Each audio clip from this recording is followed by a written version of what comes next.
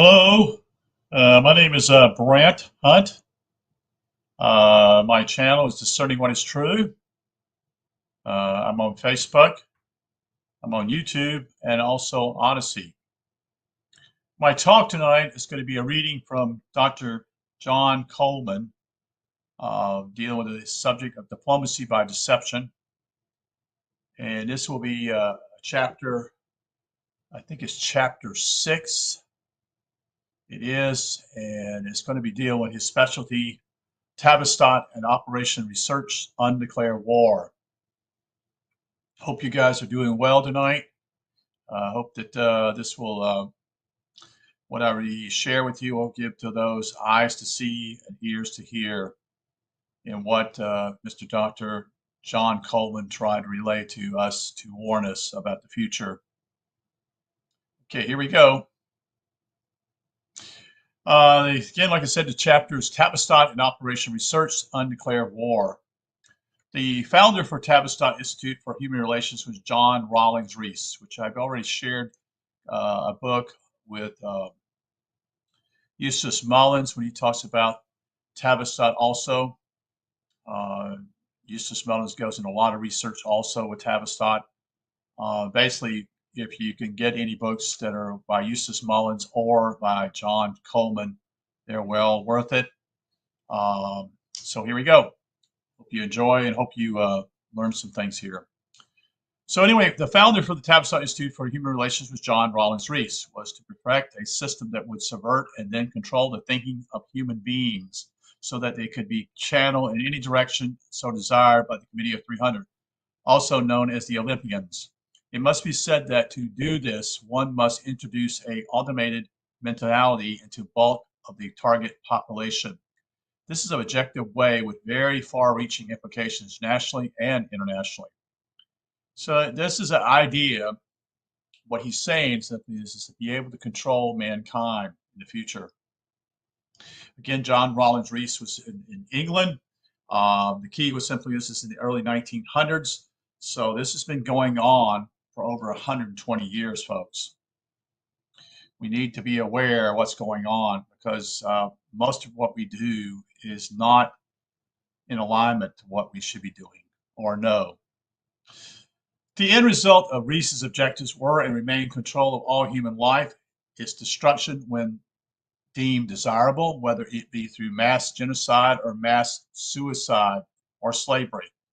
We are witnessing both today. One is the Global 2000 Genocidal Plan, which calls for the deaths of more than 500 million people by the year 2010. The other is slavery by economic means. Both systems are fully operational and working side by side in today's America.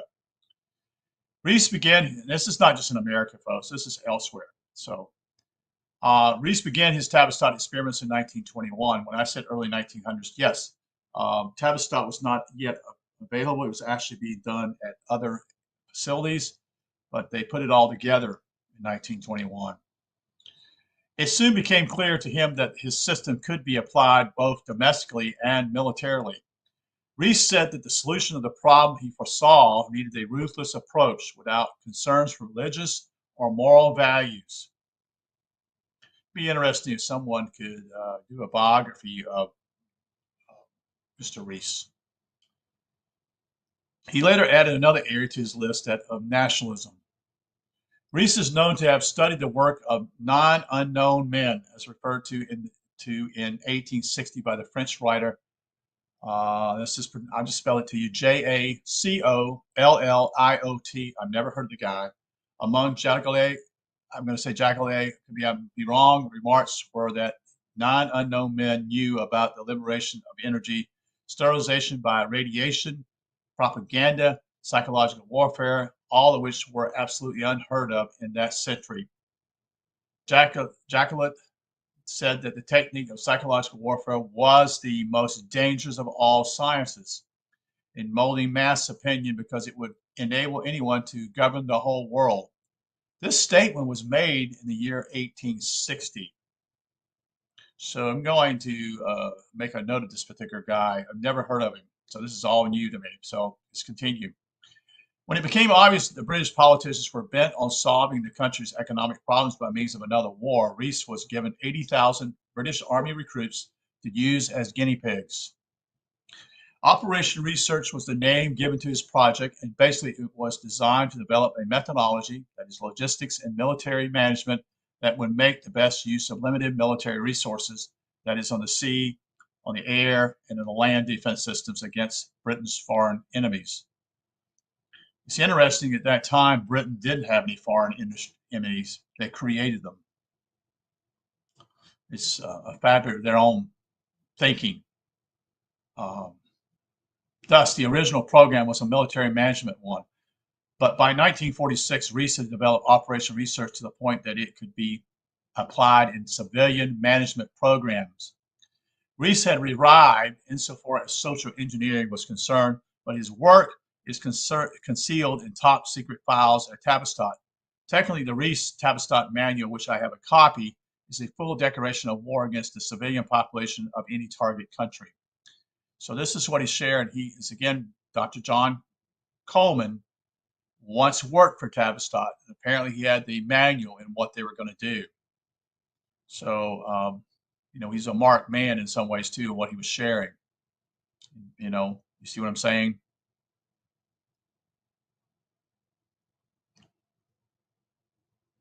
So whenever any government groups, persons, or positions of power uses methods without the consent of the people, it is understood by these governments or groups of people that conquest is the motive and that domestic warfare exists between them and the public. Rees discovered that with social engineering comes the greater need for information that can be rapidly collected and correlated.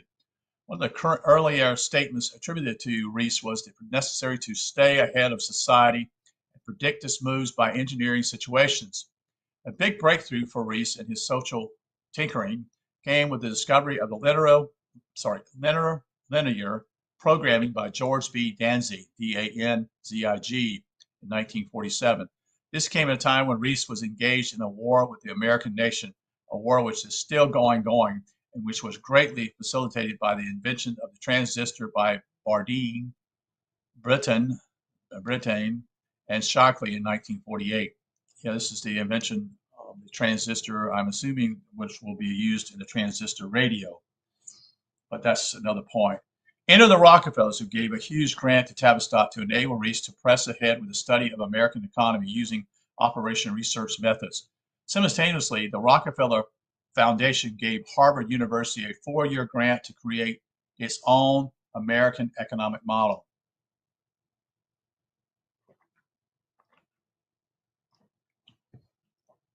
The year was 1949, and Harvard pressed ahead with its own economic model based on Tavistock. So these guys took this bait. They took it. They picked up the ball.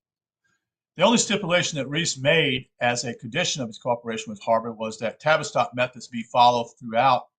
These were based upon Prudential Assurance Bombing Survey study, which led to a saturation of bombing of German workers' housing as a means of bringing about the capitation of the German war machine. These methods were now ready to be applied in the civilian context. So it's no longer being used in the past as it was used against the military. It's now going to be used against the civilians. Rees made a detailed study of American entry into World War I, which he deemed to be the beginning of the 20th century. Rees realized that for America to be seduced away from the so-called isolationism, America's thinking would have to be drastically changed. Woodrow Wilson had dragged America into the European Allies' affairs in 1916 with corruption and corrupting policies. Wilson sent American forces to fight on Europe's battlefield in spite of the warning issued by the founding fathers to stay out of foreign entanglements. Yeah, George Washington's speech says that very clearly.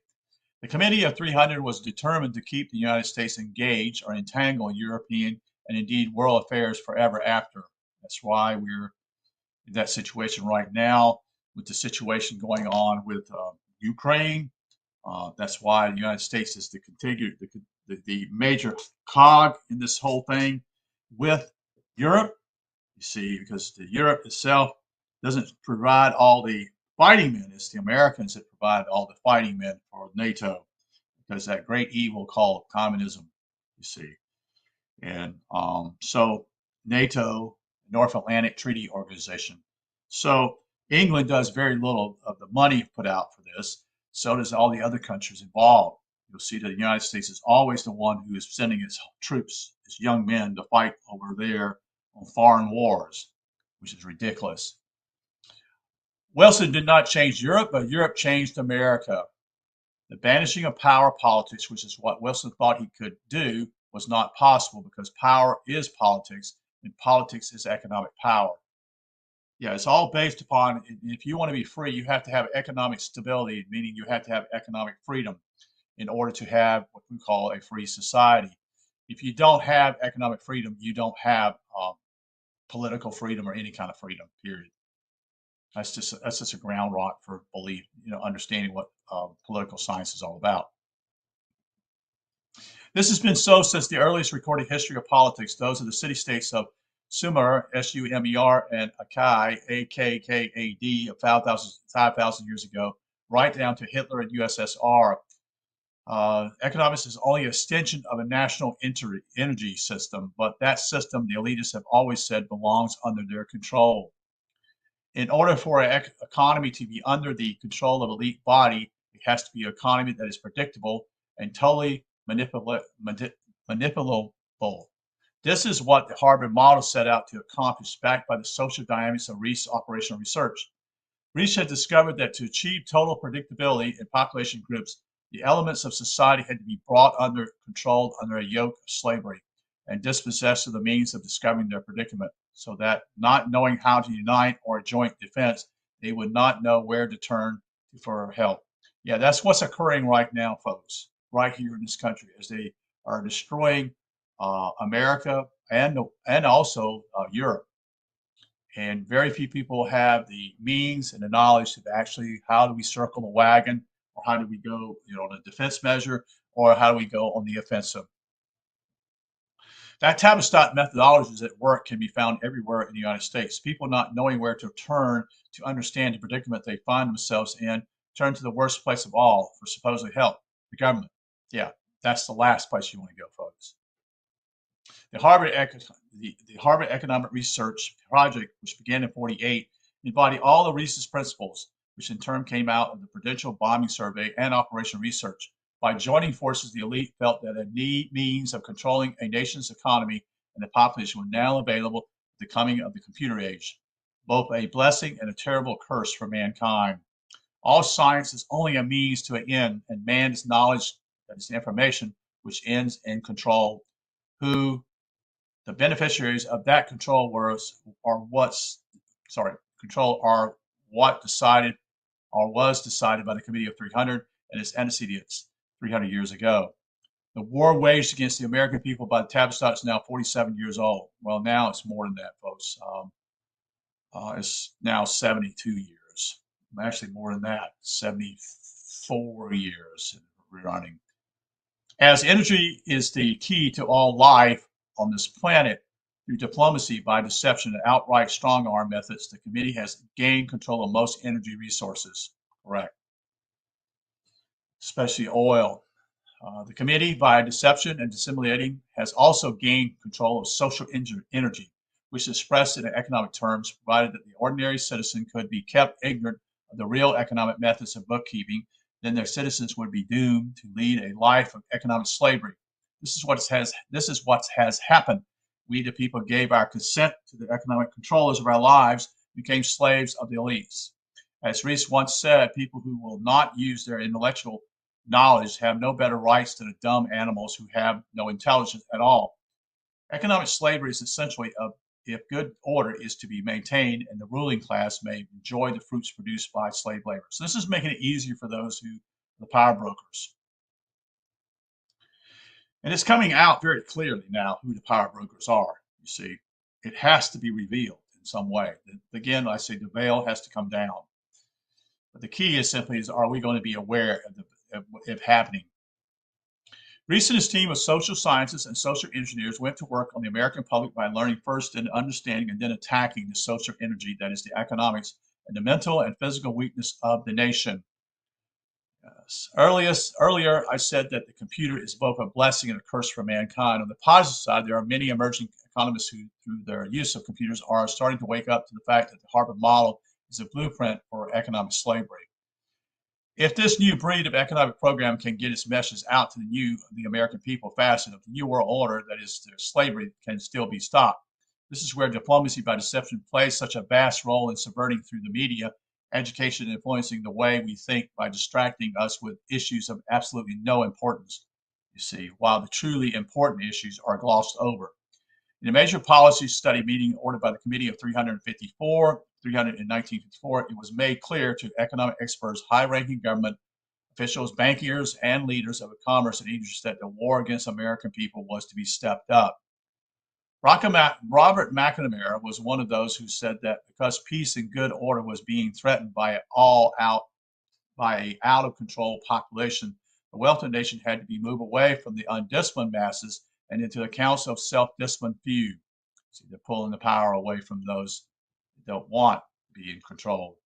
You see, McNamara savagely attacked overpopulation. There's no overpopulation, folks. Please get that in your head. There's never been that, but that's their calling card, population control, which he says threatens to change the world in which we live and make it ungovernable. Yeah, for them. Yeah, it would be ungovernable for them. That's who they're wanting to make it governable for themselves. We can begin with the most critical problems of population growth. As I have pointed out elsewhere, short of nuclear war itself, it is the gravest issue that the world faces in the decades ahead. It currently trends continue. The world as a whole will not reach replacement level fertility, and in fact, an average of 2 children per family until about year 2020. That means that the world population will finally stabilize at about 10 billion, they say. Well, that's not right, according to this. But anyway, compared with today, based upon what he has here, this book was 4.3 billion. We call it stabilized, but what kind of stability would be possible? Can we assume that the level of poverty, hunger, stress, crowding, and frustration that such a situation would create could cause in the developing nations, which by then would contain 9 out of 10 human beings on Earth, would be likely to assure social stability, or for that matter, military stability? It is not a world that any of us would want to live in. Is such a world inedible? It is not, but there are only 2 possible ways in which a world of 10 billion people can be averted. Either the current birth rate must come down more quickly, or the current death rates must go up. There's no other way, according to them. There are, of course, many ways in which the death rates can go up. One could be the thermonuclear war. War can accomplish it very quickly and decisively. Well, that hasn't worked out for them so far, folks. The 2 wars that have taken place so far have killed quite a bit of people, but the population continues to grow, you see. Family and disease are nature's ancient checks on population growth, they say, and neither one has disappeared from the scene. In 1979, McNamara repeated his message to the leading bankers from around the world, and Thomas Enders, a high-ranking State Department official, made the following statement. There's a single theme behind all of our work. We must reduce population growth. Now, what they want to do is, I'm elaborating here, they want to bring the population down so to be more controllable. The more people there are, they don't have as much control unless they can keep them domiciled. Either do it our way through nice, clean methods, or they will get the kind of a mess that we have in El Salvador or Iran or Beirut. Once population growth is out of control, it requires authoritarian government, even fascism, to reduce it. Civil war can help things too, but it would have to be greatly expanded to reduce population quickly. You have to pull all males into the fighting and killing significant numbers of fertile, childbearing age females. So you see what's going on here? This is rather obviously what they're saying. This is a quote. This is a quote from Robert McNamara. I'm sorry, from Thomas Enders. The solution to the problem of the world in which the elite would not want to live is mass genocide. The Club of Rome was ordered to produce a blueprint that would wipe out 500 million of excess population. The plan was called Global 2000, and it was activated by spreading the AIDS virus throughout Africa, Brazil, that is, and Global 2000 was officially accepted as U.S. policy by President Jimmy Carter. The conference members agreed that the low-class element of society must be brought under total control, trained and assigned to do duties at early age, which can be accomplished by the quality of education, which must be the poorest of the poor. The lower classes must be trained to accept their position long before they have an opportunity to query it. So what they're doing simply is they're going to make sure these people never move up to the next rung. Technically, children must be orphaned in daycare centers under government control. With such an initial handicap, the lower classes will have little hope of upward mobility away from their assigned positions in life. The form of slavery we have in mind is essentially for good social order, peace, and tranquility. But who made you God, though? Who made you God to do this, you see? This is the question you must ask. We have the resources to attack the vitality, the options, mobility of the individual and society by knowing through our social sciences, understanding and manipulating and attacking other sources of social energy, that is income, right, and therefore their physical, mental, and emotional strengths and weaknesses. The general public refuses to improve its own mentality. It has become a herd of proliferating barbarians and a blight on the face of the earth. Well, not exactly. You are the ones that have been doing this to other people. You see, you kept this down. You see, you kept this dumb. They're blaming us, but in reality, they're the ones that have been compensating and doing it.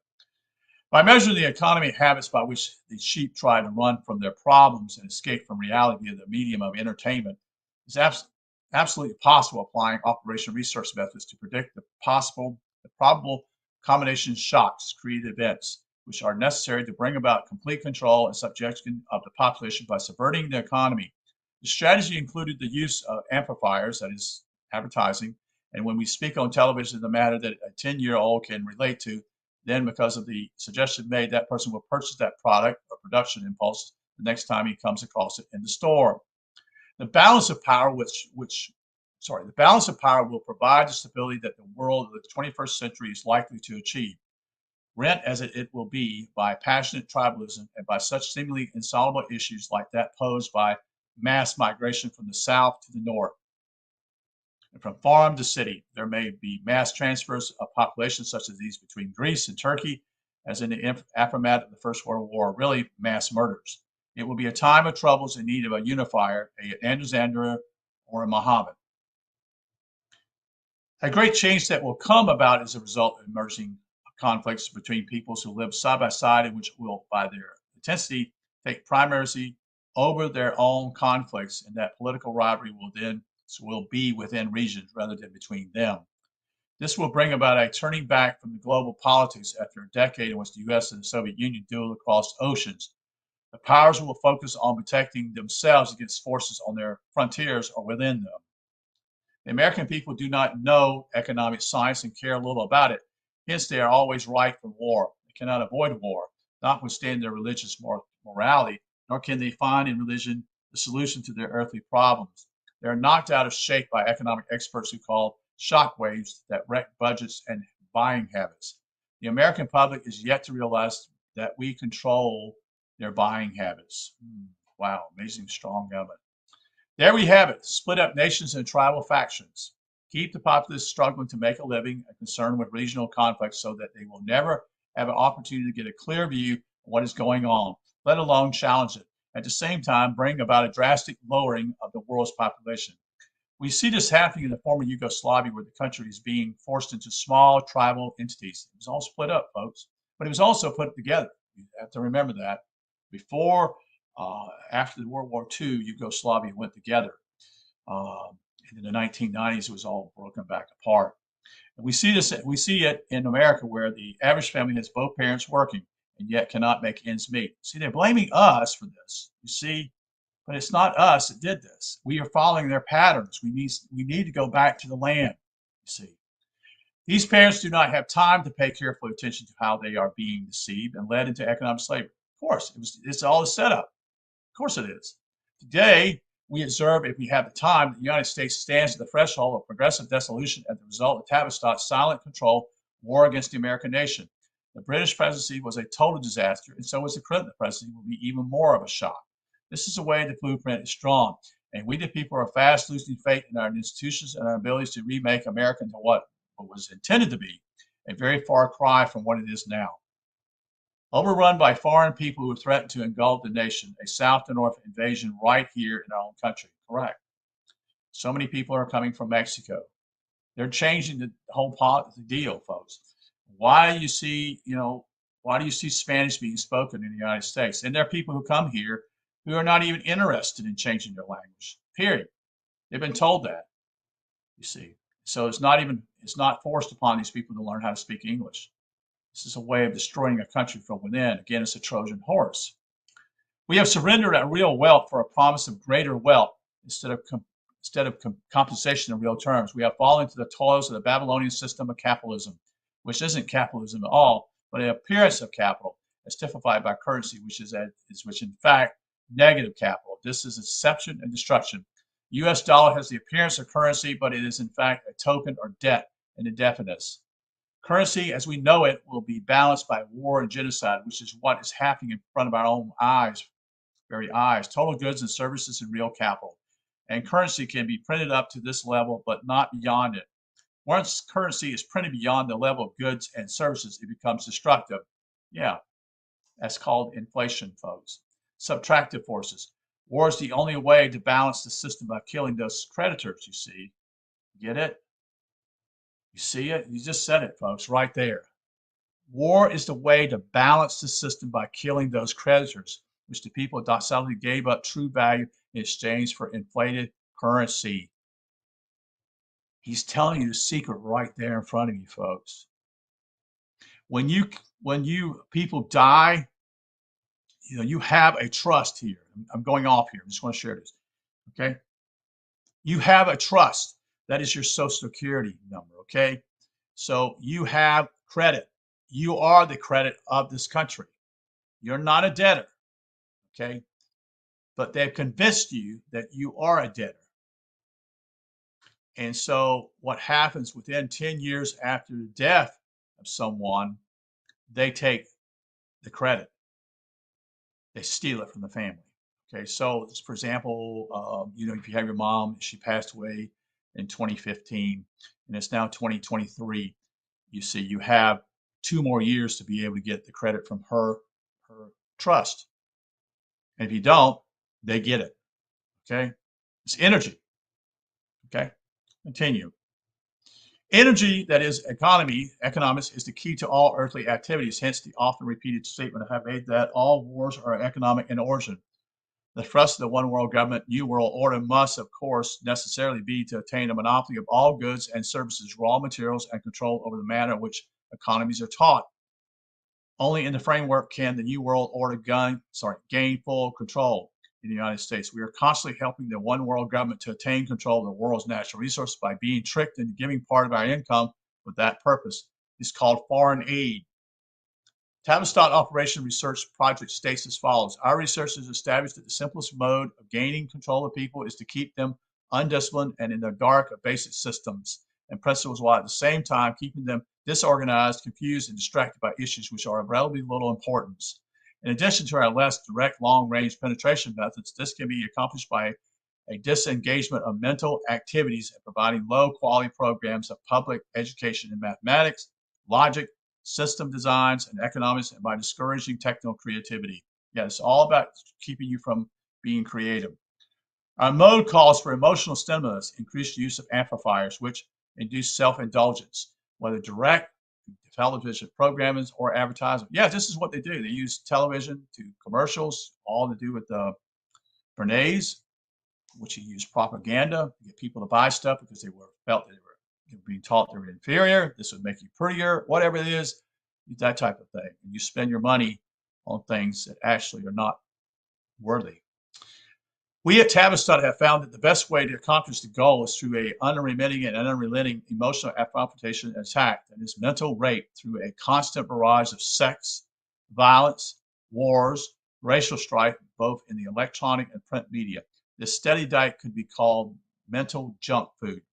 Of primary importance is the revision of history and law and subjecting the populace to the deviant creation, thus shifting thinking from personal needs to fabricated outside priorities. The general rule is that there is a profit in confusion.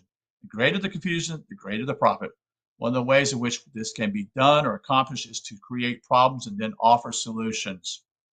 It's essential to divide the people, keep the adult attendants away from real issues, and overcome their thinking with matters of relatively little importance. The young must be kept ignorant of mathematics. The proper teaching of economics and history must never be made available. Keep all groups so occupied with an endless round of issues and problems and that they have no time to think clearly. And here we rely on entertainment which should not reach beyond the mental capacity of a child in the 6th grade. When government is able to seize private property without just compensation, it is certain that people are ripe for surrender and consenting to slavery and legal encroachments. Energy sources which support a primitive economy are a supply of raw materials, the consent of people to labor and assume a certain place, position, level in the social structure, viz., provide labor at various levels of the structure. Each class, therefore, guarantees its level of income and hence controls the class immediately below it, thereby preserving the class structure. Interesting. One of the best examples of this was found in the caste system in India, in which rigid controls were exercised, ensured that upper mobility, which could threaten the elite at the top, was constrained. In this method is security and stability attained and also a government from the top. The sovereignty of the elite is threatened when the lower classes, through communication and education, become informed and envious of the power and possessions of the class above them. And some of them become better educated. They seek to rise higher through a real knowledge of economic energy. This presents a real threat to the sovereignty of the elite class. It follows that the rise in lower classes must be postponed long enough for the elite class to achieve energy, that is, economic dominance. Labor by consent becoming a lesser economic source until such economic dominance is achieved to the fullest extent possible. The consent of the people to labor and let others handle their affairs has to be taken into account. Failure to achieve this goal would result in interference in the final transfer of energy sources, economic wealth, to the control of the elite. Until such times it is essential to recognize that public consent is still the essential key to the release of energy in the process of economic amplification. So with your consent, you are providing that energy for them, folks. Do you understand? Do you see what he's saying here? It's very clear. By you giving consent, which is voting, that's what it is, you're consenting. Voting is consent, folks, very clear. By you doing this, you are telling them that you enjoy what's going on. You are. Both sides of control, folks. Clear. It's one bird and two wings. They're the same bird, though. A consent of energy release system is therefore vital. Artificial security must be provided in the absence of the mother's womb, which can take this form of withdrawal, protected devices, and shelters. Such shells will provide a stable environment for stable and unstable activity and provide a shelter for the evolutionary process of growth. That is to say, survival in a shelter that gives defensive protection against offensive activities. It applies equally to the elite and the lower classes, but there is a definite difference in the manner in which both these classes approach the solution to the problem. Our social scientists have made out a very compelling case that the reason why individuals create a political structure is because they have a subconscious desire to perpetuate their childhood dependency relationship. There it is, right there.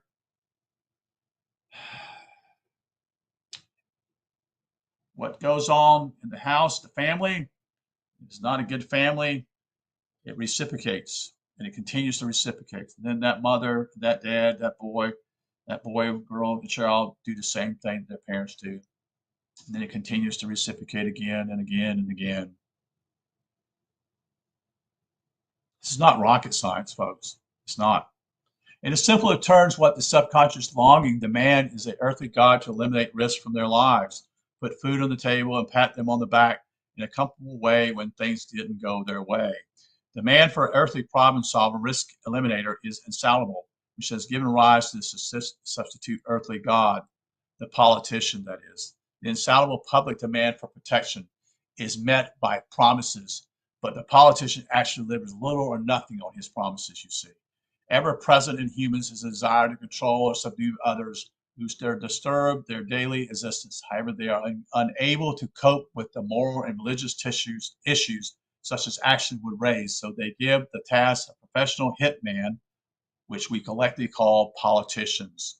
The service of politicians are engaged for a number of reasons, which in the main are listed in the following order. Number one, to attain a longer for security without managing it. Two, to attain action without the need to act, without having to give the desired action thought. Three, to avoid responsibility for their intentions. Four, to attain the benefits of reality without exerting the necessary discipline of learning. We can readily divide a nation into two subcategories, the political subnation and the docile subnation. The politicians hold quasi-military jobs in which the lowest is the police force. Next comes the attorneys. The presidential level is run by the international bankers. The docile subnation finances the political machine by consent, that is to say, through taxation. The subnation remains attached to the political subnation, the latter feeding off it and growing stronger until the day comes when it is strong enough to devour its creator, the people. When read in conjunction with the system outlined in my book, the Committee of 300 is relatively easy to see just how far Tavistock Operation Research Project has succeeded, and nowhere more or so than in the United States. Recent statistics show that 75% of sixth grade school children were unable to pass what we would call the MAPS test. The MAPS test consisted of elementary simple arithmetic, which ought to tell us something. Mathematics did not come into the test at all. Cause for alarm, you be the judge. So that's my talk tonight on chapter 6. Again, dealing with the whole issue of how they're controlling us and how we give our consent to them, either by voting or by even paying our taxes, you see. And again, this is based upon Tavistock and Operation Research, the undeclared war upon America. Thank you for being here, and appreciate you being in attendance, and hopefully you'll draw wisdom on what I'm sharing here from Dr. John Coleman. Thank you. Have a good night.